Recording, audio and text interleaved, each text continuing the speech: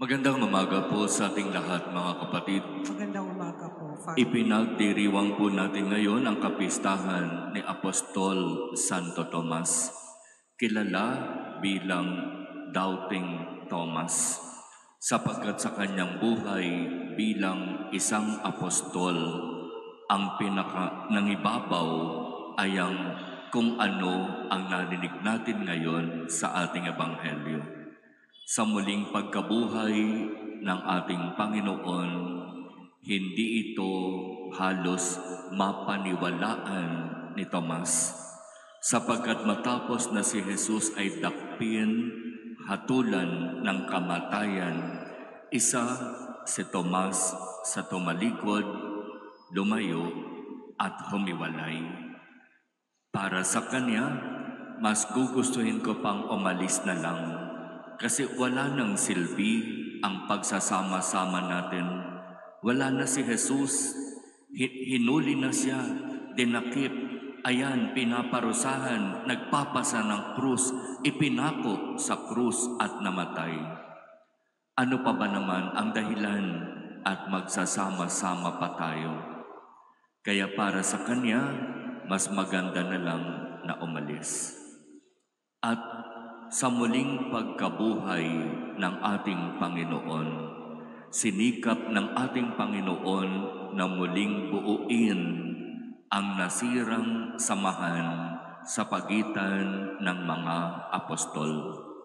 Kaya nga sinasabi niya, magkita-kita tayo doon sa Galilea. Magpunta kayo roon sa Galilea. Doon nagsimula ang lahat sa atin.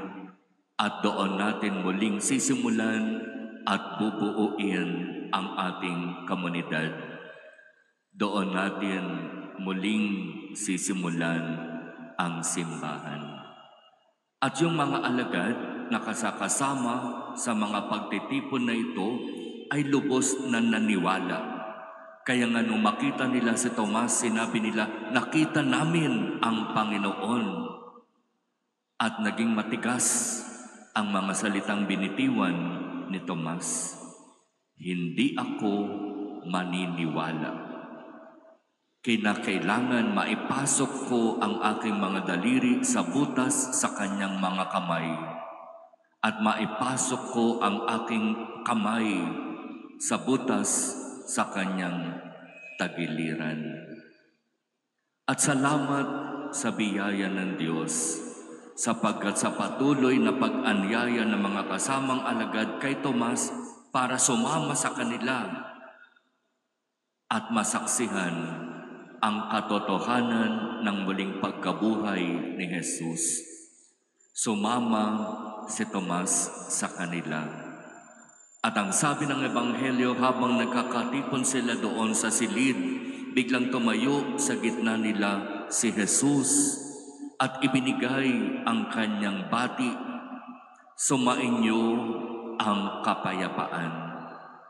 At sinabi kay Tomas, Tomas, halika, ipasok mo ang daliri sa butas sa aking mga kamay.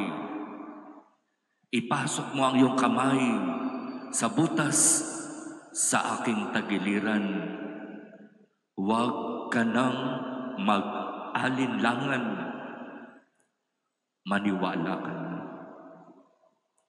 At noon din, ipinahayag ni Tomas ang kanyang pananampalataya kay Jesus na muling nabuhay.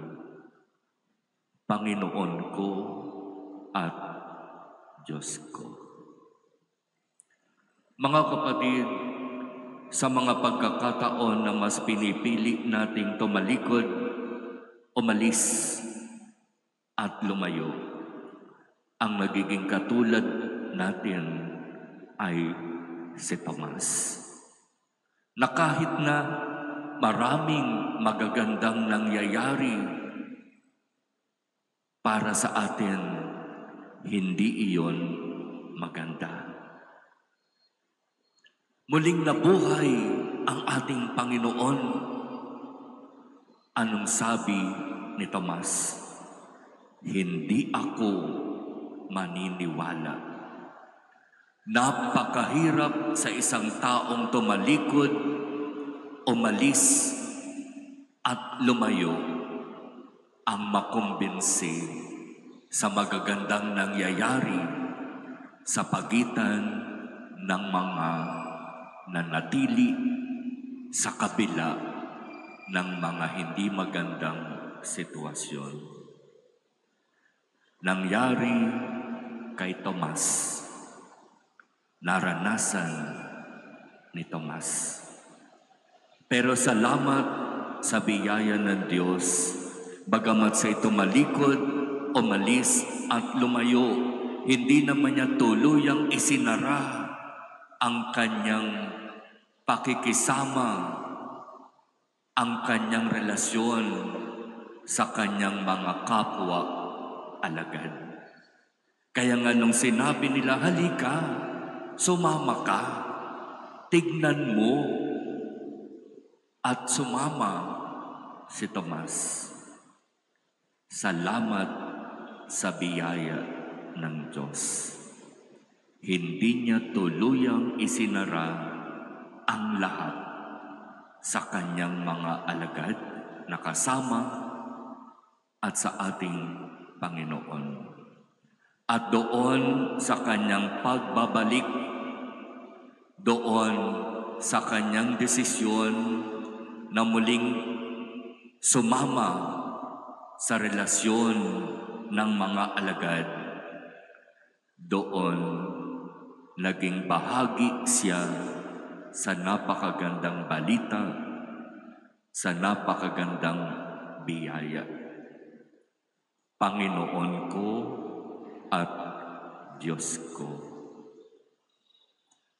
Mga kapatid, ang buhay ni Apostol Santo Tomas ay buhay din natin bilang mga lingkod at bilang mga nagsisikap sumunod sa ating Panginoon.